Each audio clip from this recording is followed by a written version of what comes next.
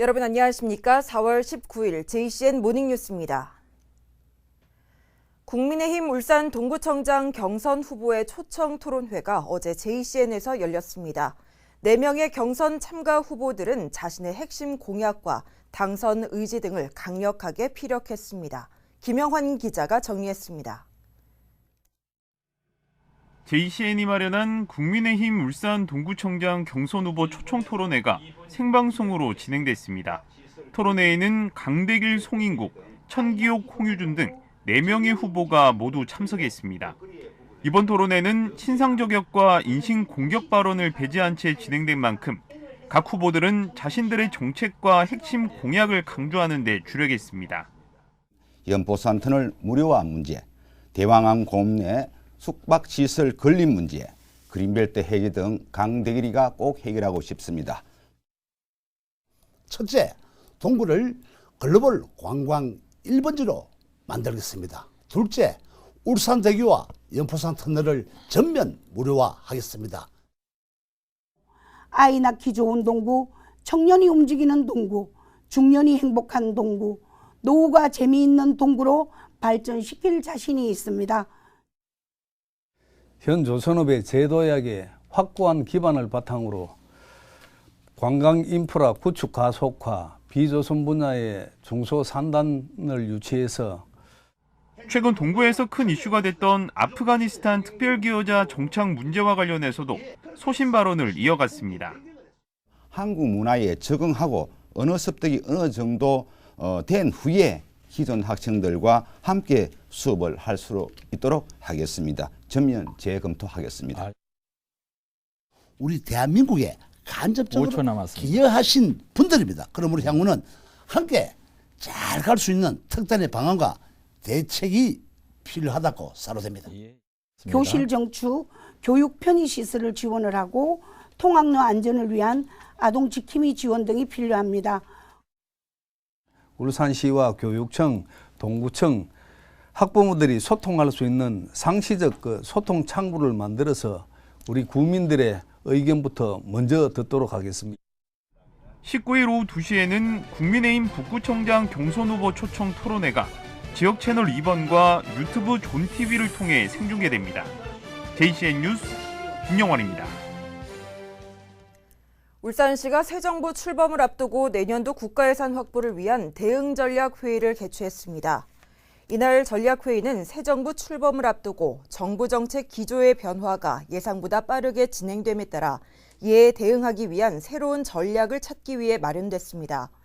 울산시는 경제부시장을 단장으로 국비 확보 추진단을 구성해서 정부 부처 방문과 설명에 적극 나서고 핵심 사업별 논리 개발과 새 정부 정관 지명에 따른 부처별 정책 동향 파악에 주력하기로 했습니다. 국민의힘 울산시장 선거에서 1차 컷오프된 허은욱 예비후보가 정가윤 예비후보 지지를 선언했습니다. 허 예비후보는 정가윤 예비후보가 울산 발전을 위해 큰 역할을 할 수 있다고 생각했고 국가예산 확보와 입법 과정 등 울산의 지위 향상에 큰 기여를 할 수 있을 것으로 판단해 지지를 결심했다고 밝혔습니다. 허 예비후보는 이어 정 예비후보가 시장으로 당선되면 시정 참여와 함께 혁신적인 발상으로 울산 발전 비전과 정책을 마련하는 데 전력을 다하겠다고 덧붙였습니다. 노옥희 교육감은 어제 기자회견을 열고 정부의 오미크론 대응 체계 변화에 따라 울산 교육 현장도 온전한 교육 회복에 집중하겠다고 밝혔습니다. 이를 위해 초등학교에는 이달부터 두드림 학교 학습 지원을 강화하고 중고교에는 교과 중심의 맞춤형 보충 수업으로 교육 회복을 지원합니다. 또 교육 회복에 맞춰 수학 여행과 수련 활동 등의 체험 학습을 확대하고 개방하지 않았던 체육관 등 학교 시설도 시민들에게 개방합니다.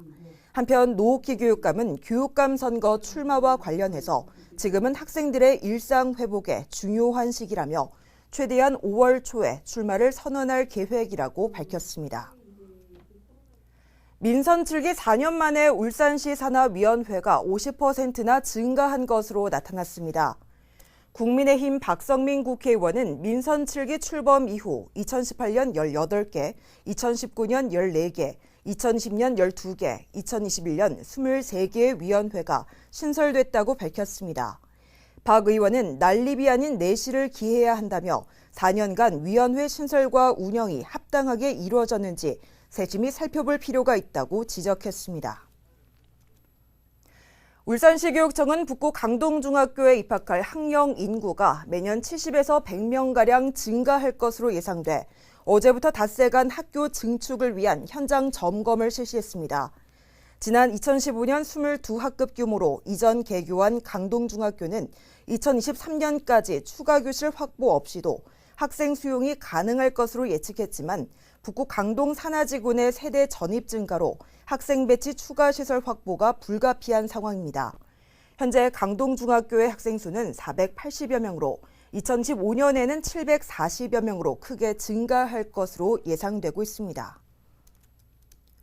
고공행진을 이어가던 울산 지역 주택 가격이 2년 6개월 만에 상승세를 멈추고 보합으로 전환됐습니다.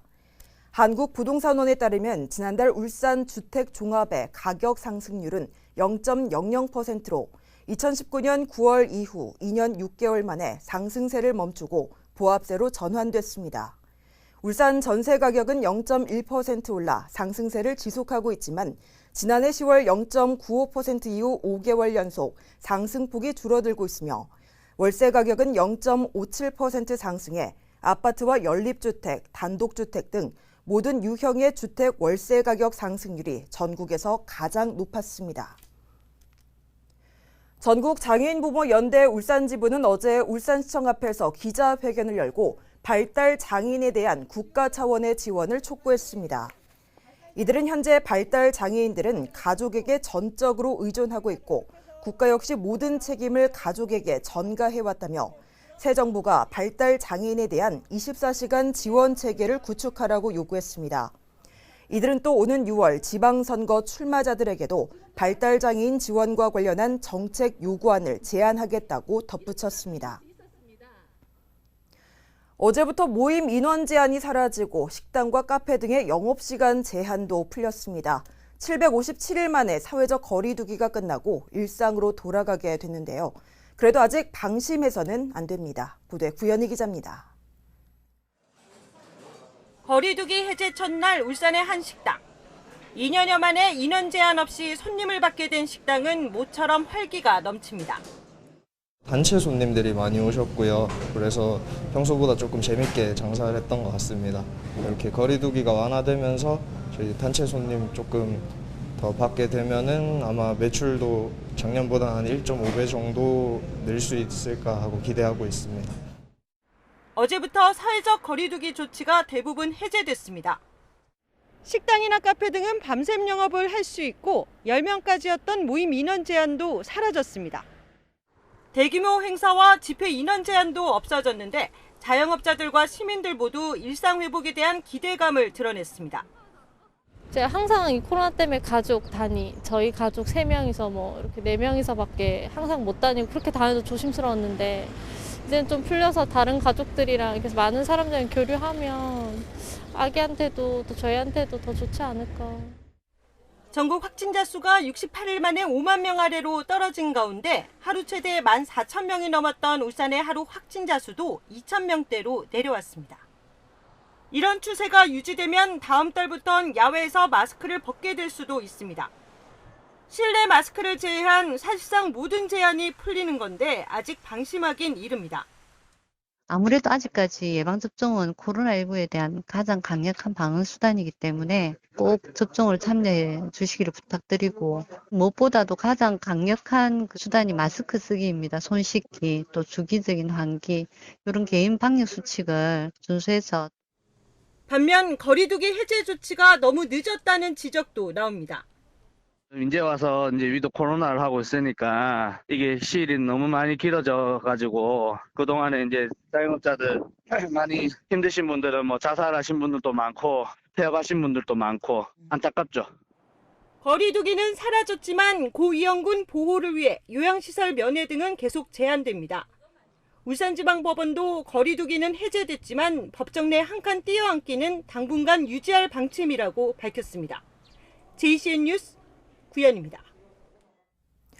울산에서도 국민의힘 공직 후보자 기초자격평가가 지난 17일 울산 에너지고등학교에서 열렸습니다. 평가는 광역의원과 기초의원 출마자와 비례대표 후보자를 대상으로 3개 영역의 8과목 30문항이 출제됐습니다. 주요 평가 항목은 당헌 당규와 공직선거법, 대북정책과 외교안보, 청년과 지방자치였으며 시험 결과는 내일 후보자와 울산시당 공관위에 통보될 예정입니다. 울산은 대상자 88명 가운데 86명이 응시했으며 미응시자 2명은 출마 시에 가산점이 반영되지 않습니다. 울쪽은 반구댐 각활대의 주민들이 어제 기자회견을 열고 반구천 일원의 명승 지정과 관련해서 주민들과 한 약속을 이행할 것을 울산시에 촉구했습니다. 주민들은 지난해 셔틀버스 운행과 매점, 공방 설치, 폭 6m 도로 개설 등을 만들어주는 조건으로 찬성을 했다며 명승이 된 지 1년이 지났지만 약속이 지켜지지 않고 있다고 지적했습니다. 주민들은 공무원들은 이와 관련해서 대화조차 거부하고 있다며 조속히 주민들과의 대화에 나설 것을 촉구했습니다. 울산 남부소방서는 대형 쇼핑몰 지하 주차장에서 발생한 차량 화재를 초기에 진압한 42살 박재문 씨에게 감사패를 전달했습니다.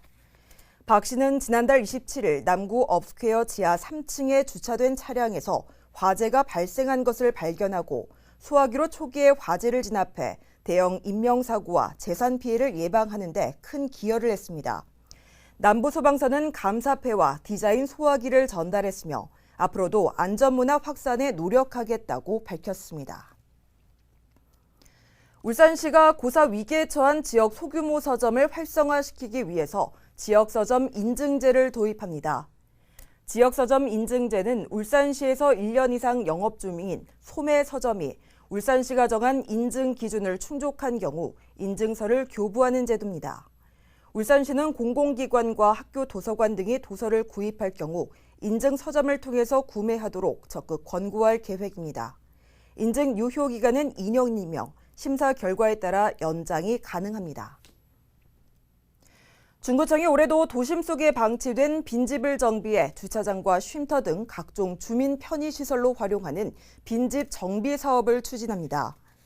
중구청은 올해 사업비 8천만 원을 투입해 빈집 2채가량을 정비할 계획이며 다음 달 말까지 빈집 소유주의 신청을 받아 건축위원회 심의를 거쳐 6월 중에 대상지를 최종 선정할 예정입니다. 빈집 활용에 동의한 소유주에게는 일정 기간 재산세 감면 혜택이 주어지고 철거된 빈집은 무상으로 4년 동안 공공용지로 사용한 뒤에 소유주와 협의 후 운영 방안을 결정하게 됩니다. 울주군이 행정안전부가 주관하는 2011년 한국판 뉴딜 유공 지역균형 뉴딜 부문에서 기획재정부 장관상을 수상했습니다. 울주군은 코로나19로 어려운 지역 경제를 살리기 위해 울주군만의 특색 있는 뉴딜 사업을 추진한 것에서 높은 점수를 받았으며 인공지능 기술을 이용해 재난 관련 주민 안전 시스템을 강화한 점도 좋은 평가를 받았습니다. 울산대학교 병원이 한국산업안전보건공단에서 시행하는 특수건강진단 기관평가에서 최우수 등급인 S등급을 획득했습니다.